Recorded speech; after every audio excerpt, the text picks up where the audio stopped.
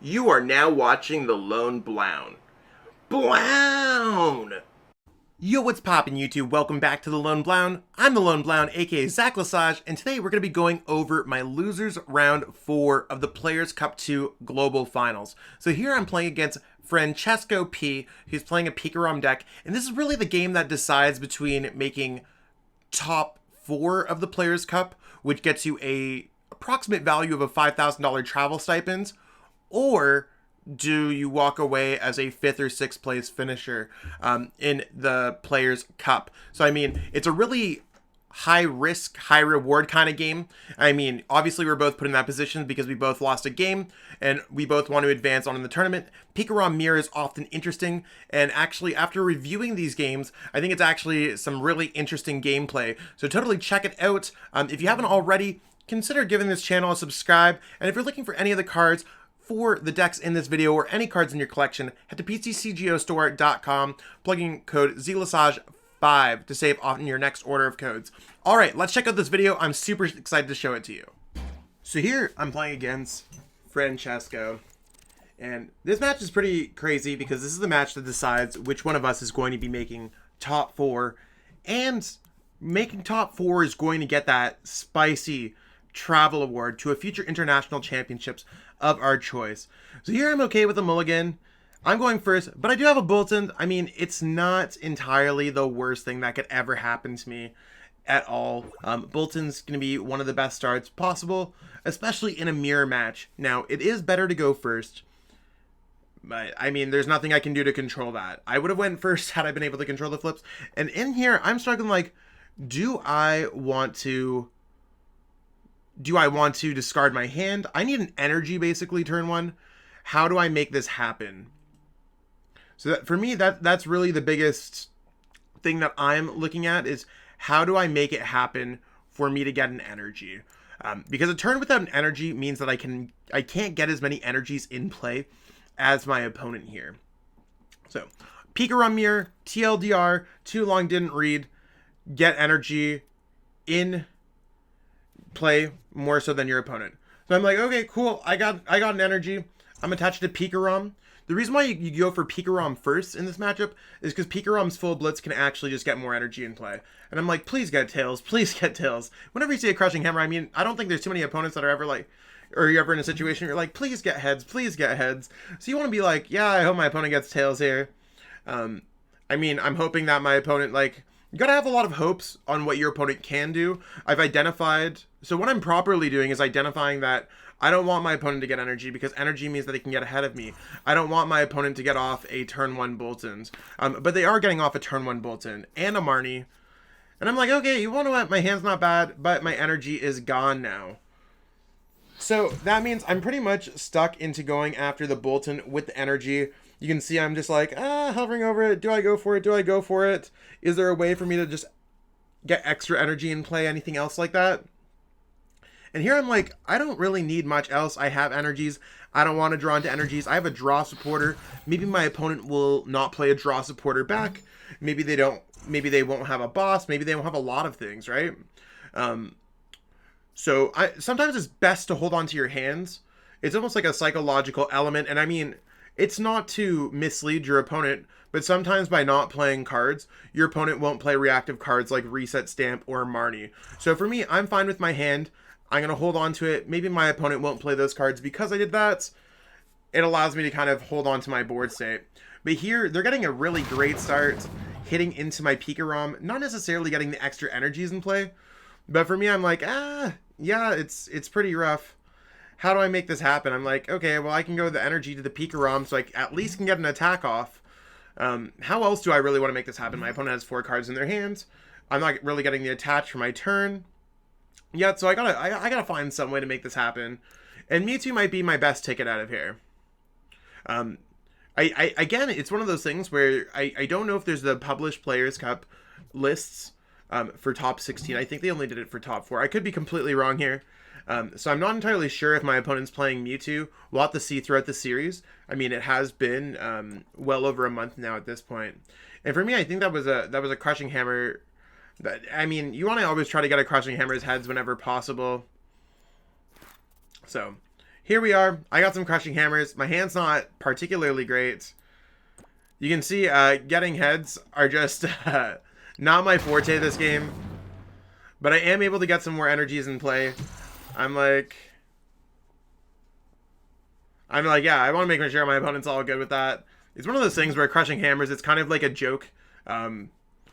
It's necessary for some decks to survive in this format, or at least this particular snapshot of the format.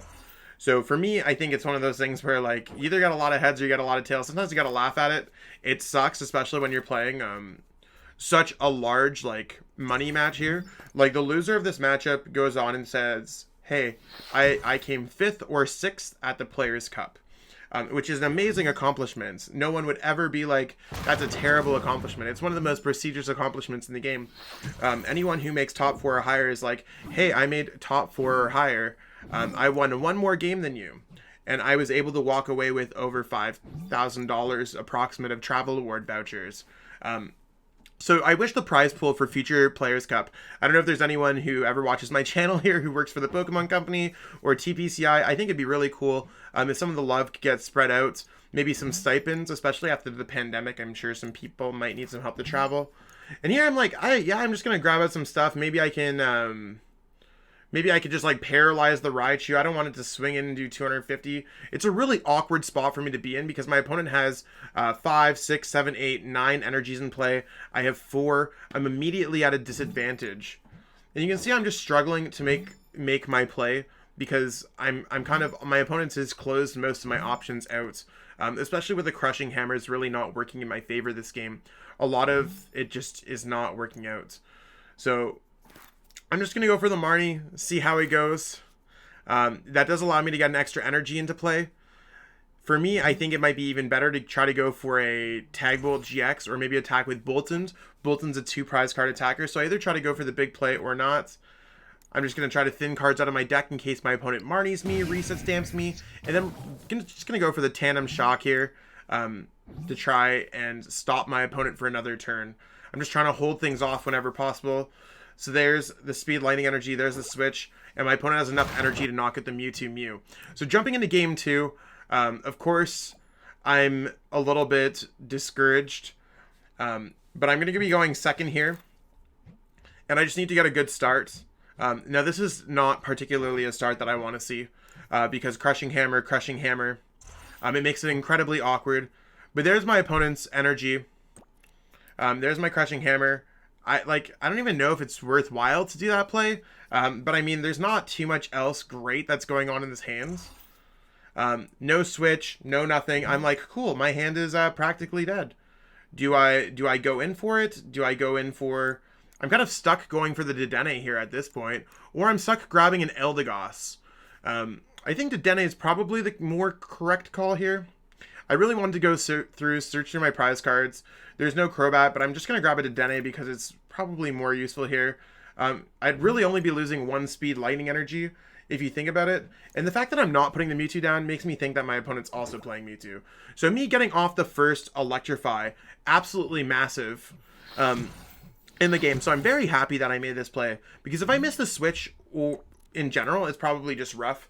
And there's a Crushing Hammer, another Crushing Hammer. So one thing when your opponent is playing Crushing Hammer, it is, unless they're playing some kind of loop deck, it is just a finite amount. They can only play up to 4. So I mean, I'm happy that my opponent's only gone 50 for 50 on Crushing Hammer heads. Hopefully my opponent does not get it some out for the rest of the sets. So it's one of those things, I just want to continuously get more energy in play, especially after they didn't have a monumental turn 1. But they are able to go for the Boltons. No tag teams down still.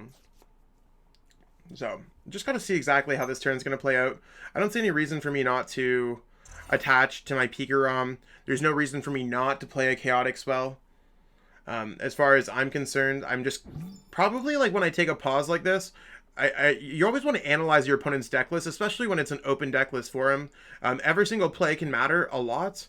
You want to be like, does my opponent have stadiums that I want to take away? Does my opponent have anything like this? Does me playing Chaotic Swell hurt my chances of anything? Anything like that can be huge. I'm not going to get off the huge full blitz at all. At this point, I'm just like, cool, I can go for Electrify. which is really going to hurt my chances of full blitz. You can see there's not too many energies left in my deck. But at this point, I'm like, okay, I'll just power up the PikaRom. Seems pretty good. If they get a Crushing Hammerheads, I'm in a good spot. And there's my opponent using Crobat, drawing some more cards, getting some more energies. There's another Crushing Hammer. So, I mean, my opponent's gone 1 and 2, and they were bringing up the Raichu. Now, the issue here with bringing up the Raichu, and me not having an energy on that Raichu from last turn, I probably should have split my energies, but I know that Tag Bolt GX can be huge. There's really nothing I can do here. I don't play a Bird Keeper. I don't play anything else like this. All I can do is kind of like lift up one of my opponent's energies. I'm carefully selecting a basic lightning energy. I'd rather my opponent be forced into attaching it onto the Vikavolt, which is a really awkward play. I just don't want them to attach a speed lightning. And see, they went for that. So there's another 50. And I'm like, what the heck? I'm getting trapped up here. So, I mean, I don't necessarily know what my opponent's going to do here. If they're going to go for another 50 damage to try to stall me another turn, because they can stall energies, build up energies, use Team Yell Grunt, get the game going back into their favor. So there's the knockout. My opponent's quickly up 3 prize cards. And I'm like, cool. How do I make this happen? So I'm like, Bolton's solid attacker. Get started attacking with Boltons. 1, 2, 3, 4, 5, 6, 7, or 6 energies in play, sorry. So that's 180, 190. And I'm like, okay, yeah, let's grab out the Tapu Koko. If there was ever a turn to grab out a Tapu Koko, this is the turn to grab out a Tapu Koko. So I want to take the huge knockout swing. I have a lot more energy in play than my opponent. And like I always say, or if I've always said on this channel, the best way to win this matchup is to have more energy in play than your opponents. I'm 1 energy away from being able to knock out that Mewtwo Mew. Of course, my opponent could play a Crushing Hammer. Of course, my opponent could go Eldegoss, grab back a Team Yell Grunt. But these Pikachu mirror matchups, these PikaRom mirror matchups, are often very scary and very intricate. So, even if I knock out the PikaRom, even if I knock out the Mewtwo Mew GX, it's something where I don't win the game the following turn. So this could be a really awkward. I'm dealing with limited cards left in my deck, limited resources. It's pretty late game, even though that the prize trade has only started a minute ago. So, more or less, it's just seeing how this can go. How can I win this game? And it's spooky. I can also go Tag Bolt GX for game by knocking out a Crobat and a Dedenne GX. So there's a few ways that you could play this matchup. You could either go like 2-2-2. So there's my energy. I need to just like double check. So I do have the Dedenne. I do have double switch in the deck. You can see with double switch being in the deck, I am able to grab a Pokemon left. So it is guaranteed for me to just win this game at this point. So I am able to go for the Tag Bolt GX for the game. My game plan was to go 2, and then 2, and then 2 with the Tag Bolt GX, drawing 4 prize cards in 1 turn, which allows for an explosive turn. Hopping into game 3, we'll see exactly. My opponent's going to go first. My opponent's going to go second. I'm going to be going first. And it's so hard to be like, yes, I'd like to go first. But this is really where it's like, this is the last game, the game's on the line. This is almost like a $5,000 travel award on the line. I'm like, oh no, I started with Mewtwo because my opponent plays Mewtwo. But it can allow for some really huge things to happen in this matchup. My opponent likely is not going to get off a turn 1 full blitz or anything like that. So I'm like, what do I do with this hand here? What do I want to do? And it's hard because like Quick Ball costs me a resource. Do I want to play that Cherish Ball right now? Do I want to go for Electromagnetic Radar right now? Like, there's just a whole bunch of stuff that I can do, and I'm like, I don't know how I really want to deal with this. Usually when it comes to grabbing a Quick Ball, I try to grab the most secured search. So I could search out PikaRom with the Cherish Ball. I could search out PikaRom with Electromagnetic Radar. That means Tapu Koko's easily the better choice to grab with Quick Ball, because there's less searching options. It's more difficult to get out of the deck. And then I'm just like, yeah, Cherish Ball seems fine. I can grab the PikaRom there. I probably just want to have a PikaRom on my bench, power up the PikaRom because I don't want to get into a Mewtwo war here. And then my hand's fine. I could always discard that Crushing Hammer. I could always discard that Switch. But my opponent, again, with those turn 1 Crushing Hammers, often setting me back putting me in a position that I do not want to be in. So I'm just like, how can I make this happen? My opponent's trying to thin out some cards out of their deck. Cherish Ball. There's a Dedenne. Now, the one good thing about Francesco starting with a Dedenne means that there should be only one Dedenne left in the deck.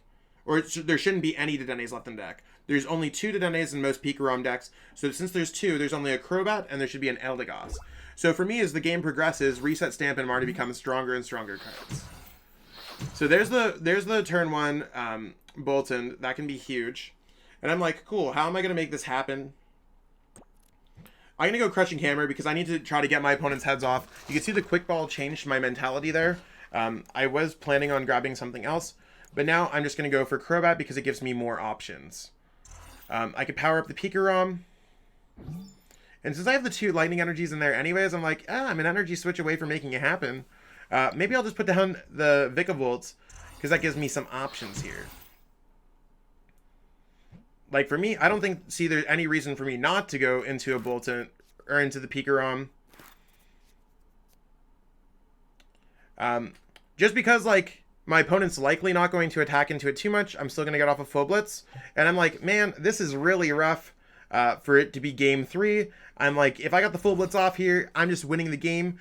I don't have the Full Blitz. My opponent could go into Full Blitz. But this game is a little bit more intricate than that. PikaRom is one of the only few decks to have some comeback measures. And as I'm rewatching this, I'm like, man, oh man, how did I ever win this game? How did I ever put myself in such a winning position? There's my opponent using Tapu Koko. I'm like, cool. At least now with the Crobat down, there's no more outs. And there's the attack into my PikaRom. Everything that I was hoping that was not going to happen is totally just happening here. So there's the Boltstorm, 160. I talked to Chaotic. And I'm like, cool, you gotta play Marnie. There's nothing really else that I could do with his hands. Maybe I could just go Crushing Hammers. Maybe I can get something good there. The heads there is hot. I might as well discard the lightning energy at this point. And it really becomes one of these weird games of how in the world am I ever going to win this game? And I honestly, like, right now as I'm watching the gameplay, it just doesn't look amazing for me. I do have a free pivot retreater though with the Raichu, Alolan Raichu, so that's always an option. You got to keep that in mind. And I'm like, cool, my opponent, they have no Dedennes left, they have no Crobats left. They might have an Eldegoss. Let's see how this goes. I want to Bolton down on my bench because there's not much room on my bench. I'd rather start attacking with a Bolton if that's possible. Let's go Crushing Hammers. Let's just try to rip my opponent's resources. So I could stop my opponent here. If I use Vikavolt, I can start attacking my opponents. Stop them from playing item cards. But here I'm determining what type of item cards they have, what type of cards I have left in my deck. How am I going to be able to win this game? There's not much time left in this game. And I'm like, cool, the Vikavolt play would be awesome. But I'm really dealing with limited energy here. I could be a boss's orders away from just winning this game. My opponent likely does not have an attack left that they can hit me with this turn. They've already used their Tapu Koko. So they're just going to have the vibe out here. Probably don't have too much going on. And again, kind of like the strategy that I put in here, you could knock out a 2 prize card Pokemon, then knock out 2 more 2 prize card Pokemon. So hopefully throughout the end of these videos, you can see that I've just been able to win. And I just naturally, I don't know if I had the boss in here or not. If I had boss in my discard pile. I have the 3 bosses in my deck. So I'm just trying to improve my chances. There's the boss, but I would have been able to have a very good chance at getting it. And I'm always just trying to double check my board because sometimes it's so unbelievable. And there we have it. I was able to move on to the top 4 in the Players' Cup 2. Again, these videos are coming out well more than a month after the Players' Cup 2. So most players by now should know that I won the event. But it is cool to relive these games, go through, maybe show a few people some tips, some tricks, anything that you can gain from the gameplay, especially with my insight, looking at it after the fact. picking up on any mistakes that I made. It's also helping me grow a lot as a player and such cool footage that I'm allowed to show to you. That being said, I really appreciate all y'all watching this video up until this point. I'm not going to keep you too long. You already know this feel. Subscribe if you haven't already. I'm trying to get to 1,000 at the time of the creation of this video, so let's try to get there. And I mean, we're on that journey, we're on that grind. I gotta create some more content. I actually have a few more videos to film today, so have yourself a great one. Thanks so much for watching, and until next time, peace out. Really hope that you enjoyed watching that video. I totally enjoyed making it. If you enjoyed it, be sure to like the video, share the video with everyone that you know, and subscribe to the channel as well. Totally appreciate all the support. We got a lot of cool things happening on the channel, so stay tuned for more. Be sure to check out the social links in the description. Thanks and have yourself a great one.